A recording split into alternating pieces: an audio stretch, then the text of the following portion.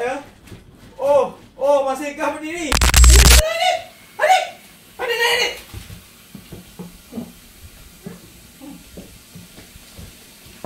Tinggal tak bunyi ya.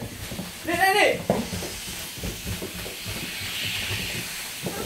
Alamak. Dia kena remove dulu. Kena buang dulu. Tapi dia dah ni dah. Dia boleh buat. Tapi tak apa. Adik, wah, dah besar. Ya.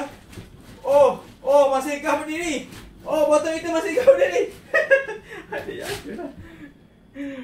Okey lah, tak jatuh. Betul. Tidak jatuh guys. Tidak jatuh.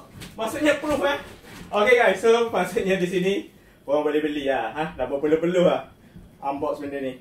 Okay, so harap memberi manfaat. Kalau korang nak beli tilam ni, aku ada letak di link dekat bawah ni. Korang boleh dapatkan di bag kuning ni. Okay, Assalamualaikum. Jumpa lagi.